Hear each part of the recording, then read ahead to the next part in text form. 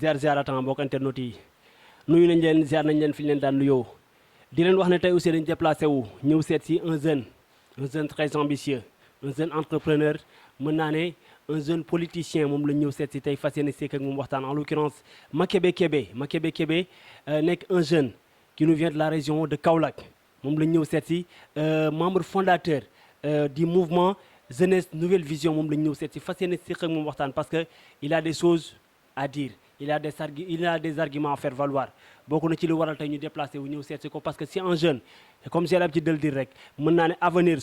u réew jeunesse bi moom moo ko yor kon loolu bàyyi leen ci xel bu baax a baax puisque mi ngi ci yoonam di teg ay jéego bokk na ci li waral tey ñu déplacé wu fas yéene seq ak moom waxtaan Makebe mooy sama invité tey sama waa ji maa lay ziar.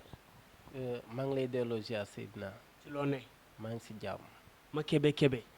oui Makebe de lañ koy wax di M2K. lan ngay nuyoo avant tout ñi lay seetaan. di wax auzu billaahi mina shaytaani rajiim bismillaahi rahmaani rahiim avant tout d'abord maa ngi nuyu Sénégal di nuyu Kaolack région bi nga xamante ni foofu la dëkk foofu lay cosaanoo di nuyu toute la population du département de Guinguinéo en particulier les populations du département de la commune de Mbadakhoune. Commune de Mbadakhoune. Oui, commune de Mbadakhoune bi nga. département de Guinguinéo. commune de Mbadakhoune oui bi nga xamante tey foofu mooy sama fief foofu mooy sama lépp dëkk village bi nga xamante ni mooy Kébé di village bi nga xamante ni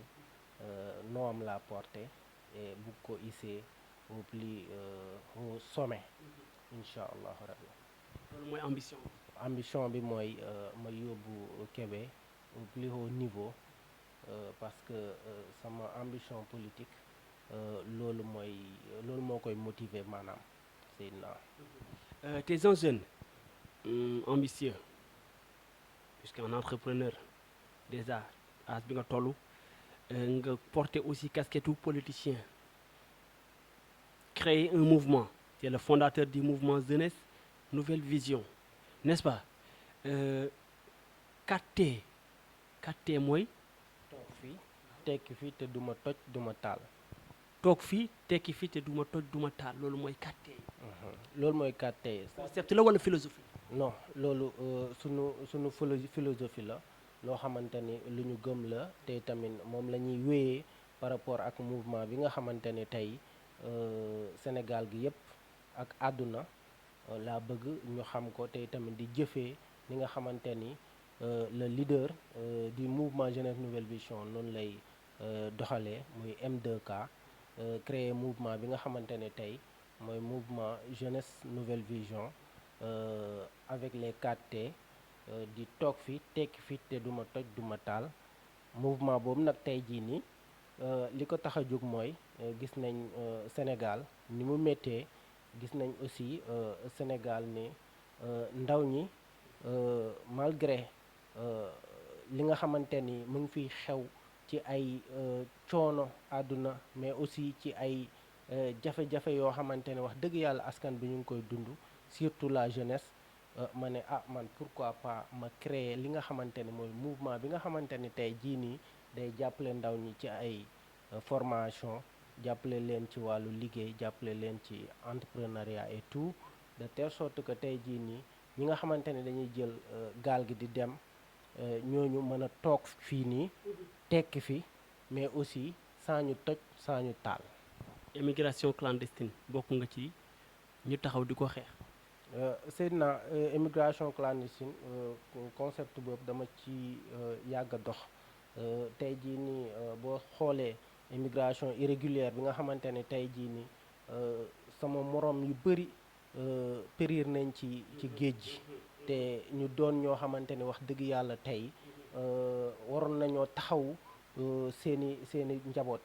mais aussi war a doon ñoo xamante ne dañuy samp seeni entreprise mais wut ay jeunes yoo xamante ni tey ñoo si ñëw liggéey ñoom ñoo dem ñàkk seen bakkan ci géej gi. des jeunes africains des jeunes sénégalais. des jeunes africains des jeunes sénégalais ñoo xamante ni tey jii nii ñàkk nañ seen bakkan ci géej gi ma ne pourquoi pas ma créer benn mouvement boo xamante ni tey jii nii mooy jël jeunes yooyu noonu conscientiser leen mais aussi braquer donc leur vision vers une nouvelle vision boo xamante ne mooy toog fii tekki fi te duñu toj duñu taal, mais aussi naka lañ koy defee mooy jeunesse boobu tey ñu jël leen wutal leen ay formation parce que tey jeunesse nouvelle vision mu ngi dem ay 3FPT di dem ci yenn structures yi comme ay ITA institut de technologie alimentaire di wutal jeunesse bi ay formation yoo xamante ne dañ ciy jàpp pour ñu am seen liggéey moom seen bopp. Bu loolu weesoo aussi ñu ngi wutal jeunesse bi nga xamante ni tey ñu ngi ñuy topp ay créer leen ay entreprise et loolu noonu mën naa ci citer ay cas yu patent yoo xamante ni tey ñooñu dañu demoon ci géej gi dugg ci géej gi dem tukki ji affaire bi neexul mu metti lool lool lool ñu ñëwaat fii au Sénégal ñu ne leen non affaire bi fii la jeunesse nouvelle vision moo woote te li mu woote mooy ñu jël ñi nga xamante ni ñooy dem ci géej gi ñu conscientiser leen mais wutal leen liggéey pour que ñu mën a am ci luñ jàppale seen i jabar. mën cee suturaal seen i mbokk mais le mouvement jeunesse nouvelle vision y a combien d'adhérents, y a combien de membres? Seydina, le mouvement jeunesse nouvelle vision tey jii ni mënuma la xaymal sax li ci dugg parce que bëri nañ lool ba ëpp doole. tey jii ni yaakaar naa ne biñ koy créer 30 membres kese lañ woon mais instant yi nii ñu ngi ci membres yu xaw a takku yoo xamante ni bëgg nañ Sénégal région bu nekk ñu am fa représentant pour ñu mën a tàllali suñu liggéey xam ne suñu mission c'est pas par exemple benn portion de jeunesse mais aussi suñu mission c'est ñu dugg dans tout le Sénégal pour won ndaw ñi rek ne leen yoon bi du dem jël gaal dem di lab mais yoon bi c'est rester au Sénégal et réussir au Sénégal mais par la voie de l'éthique njub parce que jeune bi nga xamante ni tey dafa ne du toog Sénégal mais day dem tukki ji mais tukki ji ci anam bi nga xamante ni tegul ci yoon donc ñu ne ko déedéet kaay da ngay ñëw jeune nga da ngay def formation ñu wutal liggéey ci anam bu gaaw à travers donc structure yi ma la limal noonu léegi ay 3FPT ñoo xamante ne dañ ñuy jàppale ci formation et donc je salue de passage donc le gouvernement bi nga xamante ne tey jii nii wax dëgg yàlla mu ngi teg politique boo xamante ni pour xëyu ndaw ñi la et donc loolu noonu dafa am solo ci lancé boobu nag ci lañ nekk ne jeunesse bi il faut que ñu jàppale leen aussi ñu am ci luñ jàpp parce que buñ toogee di xaar gouvernement rek du sotti il faut que aussi ñu jàppale leen ci. créer emploi mais Makebe yow ni ma la gisee nii sa waa ji yow boo bëggee teg loolu noonu Makebe dina métti de parce que tamit yow emploi des jeunes déjà mën naa ne rek état bi rek déjà il peine déjà dañu am ay jafe-jafe pour satisfaire le peuple sénégalais mais yow en tant que jeune boo ne yow da ngay lancer wu ci combat boobu pour créer des emplois jeunes yi déjà avant tout jéem leen a dissuader déjà ñuy dem ci gaal yi immigration clandestine bi nañ ko génnee seen xel nañ jàpp ne maanaam tekki fi liggéey fi tekki fi c'est possible mais Makebe pour les convaincre tamit il faut des fonds il faut un paquet. non Seydina mbir mi du fond quoi man je pense que mbir mi du fond mais affaire bi bopp la ñun yàlla daf ñu wërsëgalee ñu dem doon ndaw dem jàng ji am xam-xam donc xam-xam boobu tey ñun moom la ñuy utiliser pour que ñun suñu jeunesse mën ñu déggal affaire yi du xaalis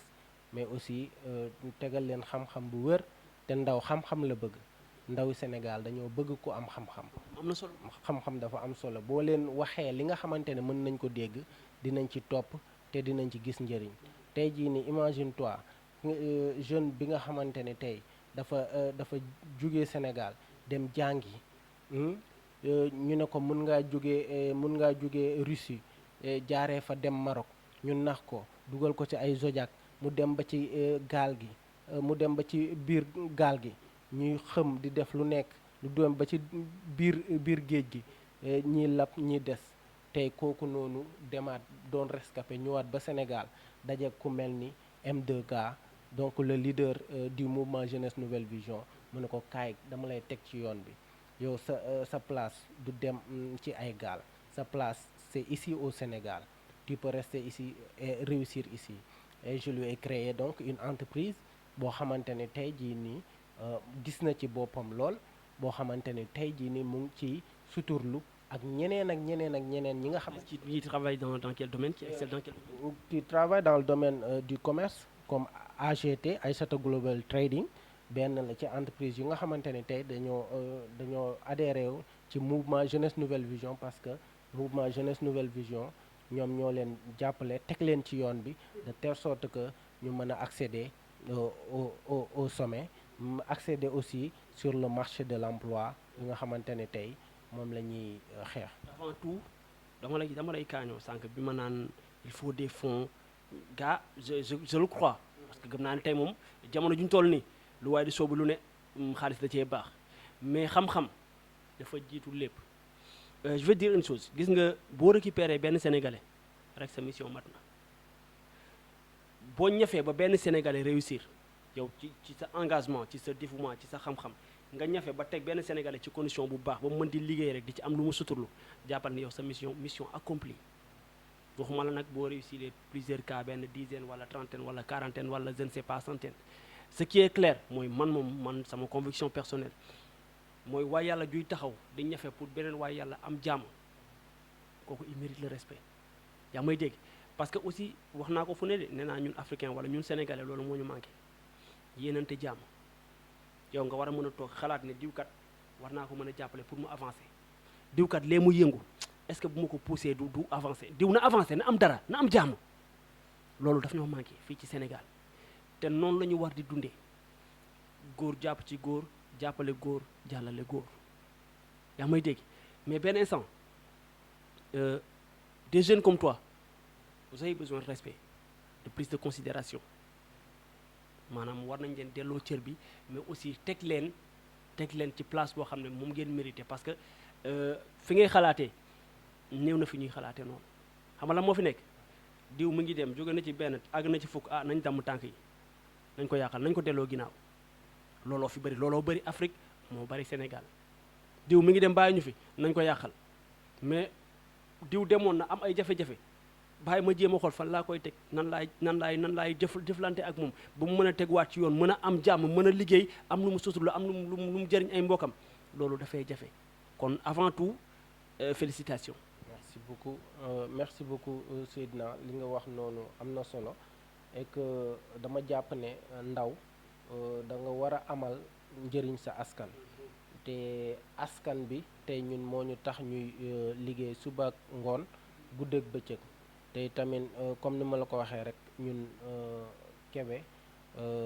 dañ ma yónni yàkkamti ma parce que dañ ma wax ne demal wuti ji xam-xam. Kébé mooy sa village. Kébé mooy sama village foofu laa dëkk foofu mooy sama fief et que donc foofu lay tiitaroo donc dañ ma yónni yàkkamti ma demal jàngi wuti ji xam-xam boo ñëwee servir sa dëkk et je suis dans cette mission là nga xamante ne tey jii nii c'est une fierté pour moi de créer un mouvement du nom de Jeunesse Nouvelle Vision un mouvement qui sert tout le Sénégal bàyyil kenn sans exception. J'aspire à servir tout le Sénégal. J'aspire à servir tout le Sénégal sans exception parce que mouvement bi amul xeet wala waaso ak dara ñun sénégalais bi nga xamante ni sénégalais lambda bi nga xamante ni daa nekk ci ay jafe-jafe toog deful dara ñu ne ko kaay voici donc la bonne voie kaay topp mouvement Jeunesse Nouvelle Vision basé sur la voie de l'éthique et la déontologie bi nga xamante ne tey jii nii ndaw bu nekk ci la war a topp pour que mu développer dëkkam mais aussi pour que mu développer réewam tey jii nii ñun ci loolu lañ nekk. ci lancé boobu laa nekk mais ànd ci nag ak ñoo xamante ne wax dëgg yàlla ñu am maanaa lañ tey jii nii ki ma lay citer en exemple ne tey mouvement Jeunesse Nouvelle Vision moo ko woo ñu créer entreprise du nom de AGT kooku mooy secrétaire généralu mouvement bi di Aïssata Ndiaye bi nga xamante ne dafa demoon en tant que jigéen xale bu ndaw dem ci géej gi ànd ay moromam mi des ci géej gi malgré tout ñu yóbbu leen frontière Maroc ak Algérie ñu doxee Maroc ba Algérie ñëw Sénégal waa OIM gis leen dajeek ñoom jàpp leen indi leen seen réew bi mu ñëwee ñu daje ki nga xamante ne mooy M2K M2K fexe orienté ndaw ñooñu tey ñi nga xamante ne dañoo demoon ci géej gi orienté leen conscientiser leen wutal leen ay formation mais aussi teg leen ci yoon bi nga xamante ni fi la ñu war a tegu ba AGT créé wu fi bi Aïssata Global Trading ñu créé ko entreprise muy liggéey dans le domaine du commerce di am wërsëgam tey tamit wax dëgg yàlla AGT boobu tey mun na dem ba recruter ay jeunes kon tey ñaata emploi la mouvement jeunesse nouvelle vision créé mais aussi leader bi nga xamante ni mooy M2K moom tamit dafa créer entreprise am du nom de M2K TIC qui travaille dans le domaine de la communication tey jii ni M2K TIC tamit dafay créer ay emploi donc comme vous le voyez la fille là secrétaire u M2K la elle travaille pour M2K pour que tey jii ni ndaw boo gis rek tey war naa mën a créer loo xamante ni moroomu ndawam bee mu doon àndal war na ko mën a xëcc ne ko kaay ñu liggéey. waaw Makébé membre fondateur du mouvement Jeunesse Nouvelle Vision Makébé t'es partisan de quel parti? Sidna tey ñun ñu ngi ci mouvance présidentielle te ñun boo gisee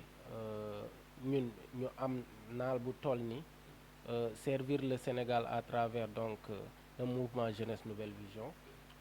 On a vu que donc le président de la République à travers son plan Sénégal émergent ak li nga xamante ne mooy programme xëyu ndaw ñi nous sommes dans la même dynamique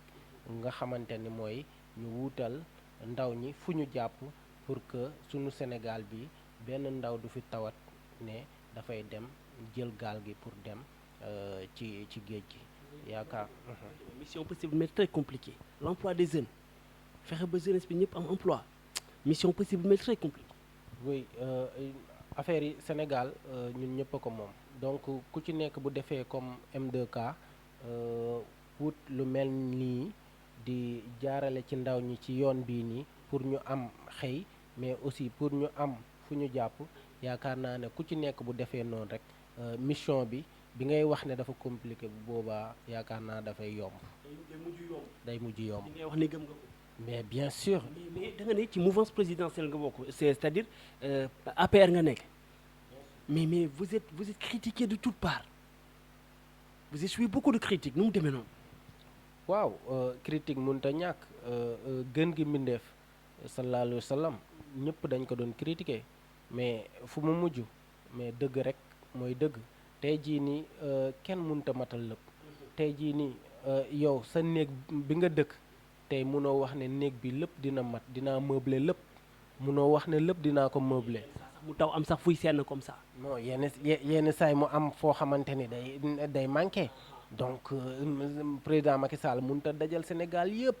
famille sax wala nga ne père de famille sax. non père de famille sax mënut a dajal lépp li ci kër gi mais il faut que ñu am ku mel ni M2K créer lu mel ni mouvement jeunesse nouvelle vision pour épauler ko fu manqué M2K ñëw avec son mouvement mu jàppale ko noonu la jeunesse bi yëpp noonu la ñu waroon def pour jàppale le président Macky Sall par rapport donc à son plan Sénégal émergent bi nga xamante ne wax dëgg yàlla mu ngi teg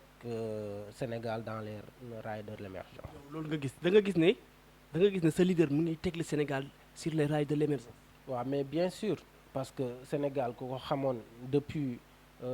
les années 80 ak 2021 nga xamante ni le Sénégal a changé de visage et vraiment fi mu toll nii kenn waxatul ne Sénégal nekkul di développé mais leneen la ñuy wax. mais nag mooy li ma la wax man moom damay gis ne critiques yi bari na te des fois nee nañu sa leader day dépenser foo xam ne c'est pas utile maanaam ci secteur yoo xam ne c'est inutile gars yi des fois ñu ne la maanaam man du man de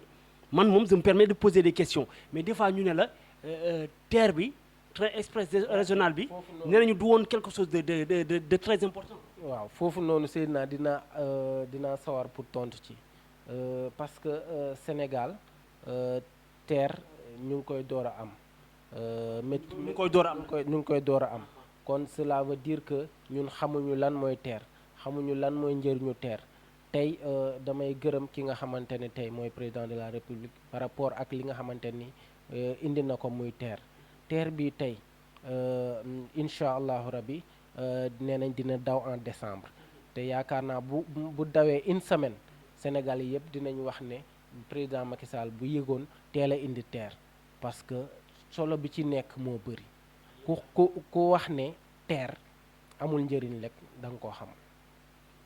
loolu déjà le temps nous jugera parce que déjà nee nañu décembre yow janvier yow mois de mars yow bu dawee ne nga bu dawee gars yi danañ xam njëriñam. l'avenir nous jugera incha allah parce que tey terre boobu noonu ñuy wax ak ñun suñu dynamique bi nga xamante ne moom lañ jël tey mën nañ ci wuutal ay ndaw liggéey yu bëri waxuñu wuutal ci ndaw ay liggéey yu bëri par rapport ak ci administration wala yëpp mais aussi tey jii ni avec entreprise yi nga xamante ni créé nañ leen dans le domaine du commerce tey mën nañoo liggéey ci terre boobu nga xamante ne Macky Sall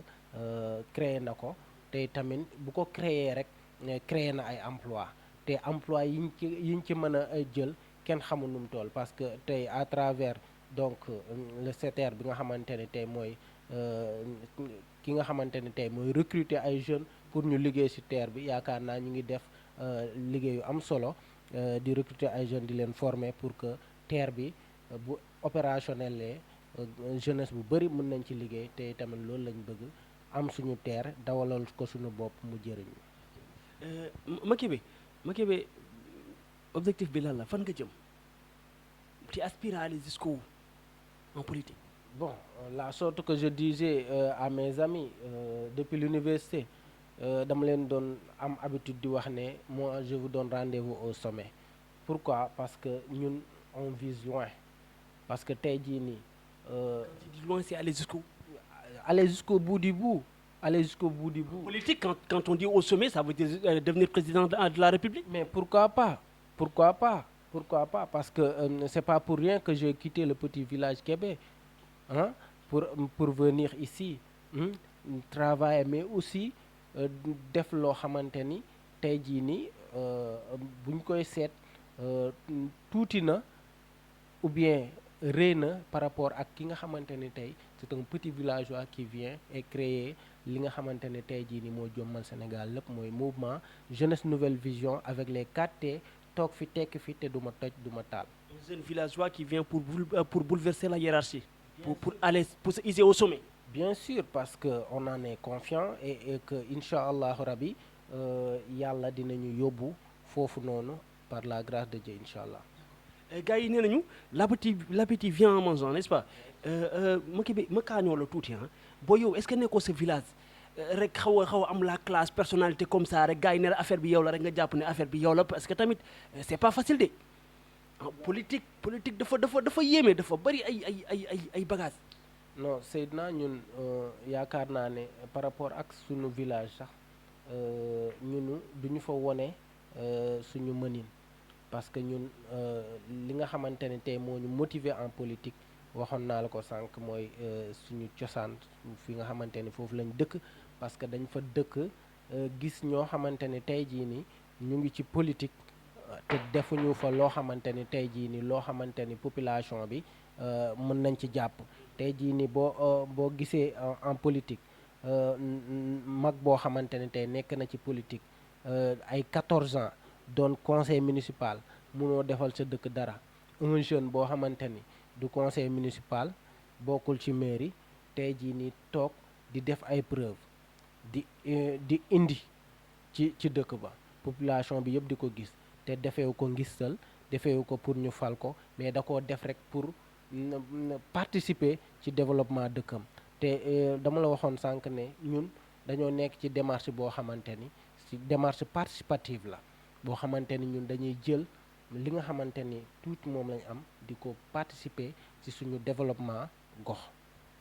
damay faral di wax naan la meilleure des théories ne vaut rien sans preuve. da nga ne am na ku nekk ci c'est pas ci mairie bi defalul dara village bi yow en tant que jeune xale bu ndaw nekk koo ci mairie